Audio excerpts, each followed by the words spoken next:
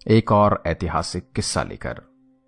आज हम जिस शख्सियत के बारे में बात करेंगे उसके बारे में पूरा विश्व जानता है। हम में से बहुतों को महाराणा प्रताप और हल्दी घाटी युद्ध की जानकारी तो है, लेकिन उस युद्ध के बाद 10 साल में मेवाड़ में महाराणा ने कैसे स्वतंत्रता की लड़ाई को जारी रखा, इसकी जानकारी कम ही लोगों को है।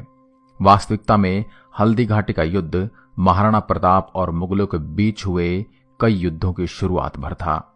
देखा जाए तो मुगल न तो महाराणा प्रताप को पकड़ सके और न ही मेवाड़ पर पूर्ण आधिपत्य जमा सके।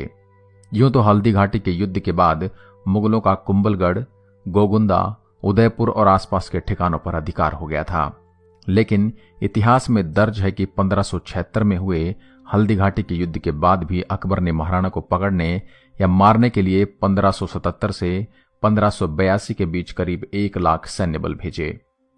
अंग्रेजी इतिहासकारों ने लिखा है कि हल्दी घाटी युद्ध का दूसरा भाग, जिसको उन्होंने बैटल ऑफ दिवेर कहा है, मुगल बादशाह के लिए एक करारी हार सिद्ध हुआ था। कर्नल टॉड ने भी अपनी किताब में जहां हल्दी घाटी को थर्मोपल्ली ऑफ मेवाड़ की संज्ञा दी, वहीं दिवेर के युद्ध को मेवाड़ का मैराथन बताया है। मैराथन का युद्ध 490 ईस्वी पूर्व मैराथन नामक स्थान पर यूनान, कैमिलटियार्ड्स एवं फॉरस के डेरियस के मध्य हुआ। इसमें यूनान की विजय हुई थी। इस युद्ध में यूनान ने अद्वितीय वीरता दिखाई थी। कर्नल टॉड ने महाराणा और उनकी सेना के शौर्य, युद्ध कुशलता को स्पार्टा के योद्धाओं सा बताया है। उन्होंने लिखा है कि वे युद्धभूमि में अपने से 4 गुना बड़ी सेना से भी नहीं डरते थे। दिवेर युद्ध की योजना महाराणा प्रताप ने अरावली स्थित मनकियावास के जंगलों में बनाई थी। भामा शाह द्वारा मिली राशि से उन्होंने एक बड़ी फौज तैयार कर ली थी। बीहड़ जंगल, भटकाव भरे पहाड़ी रास्ते, भीलों, राजपूत स्थानीय निवासियों की गुरिल्ला सैनिक टुकड़ियों के लगातार हमले और रसद हथियारों की लूट से मुगल सेना की हालत खराब कर रखी थी। हल्दी घाटी के बाद अक्टूबर 1582 में दिवेर का युद्ध हुआ। इस युद्ध में मुगल सेना की अगुवाई करने वाला अकबर का चाचा सुल्तान खान था। विजयदशमी का दिन था और महाराणा ने अपनी नई संगठित सेना को 2 हिस्सों में विभाजित करके युद्ध का बिगुल फूंक दिया। एक टुकड़ी की कमान स्वयं महाराणा के हाथ में थी, तो दूसरी टुकड़ी का नेतृत्व उनके पुत्र अमर सिंह कर रहे थे। महाराणा प्रताप की सेना ने महाराज कुमार अमर सिंह के नेतृत्व में दिवेर के शाही थाने पर हमला किया।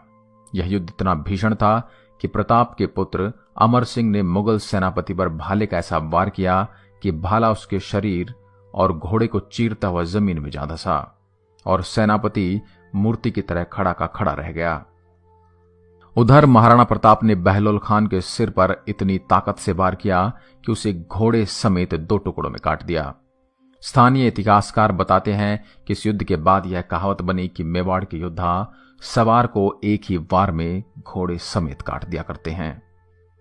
अपने सिपह सलारों की यह गत देखकर मुगल सेना में बुरी तरह भगदड़ मची और राजपूत सेना ने अजमेर तक मुगलों को खदेड़ा। भीषण युद्ध के बाद बचे खुचे 36,000 मुगल सैनिकों ने महाराणा के सामने आत्मसमर्पण कर दिया। दिवेर के युद्ध ने मुगलों के मनोबल को बुरी तरह से तोड़ दिया। दिवेर के युद्ध के बाद प्रताप ने गोगुंदा, कुंभलगढ़, बस्सी, चावड़, जावर, मदारिया, मोही, मांडलगढ़ जैसे महत्वपूर्ण ठिकानों को अपने कब्जे में ले लिया। स्थानीय इतिहासकार बताते हैं कि इसके बाद भी महाराणा और उनकी सेना ने अपना अभियान जारी रखते हुए सिर्फ चित्तौड़ को छोड़ के मेवाड़ के अधिकतर ठिकाने और किले वापस स्वतंत्र करा लिए। यहां तक कि मेवाड़ से गुजरने वाले मुगल काफिलों को महाराणा को रकम देनी पड़ती थी।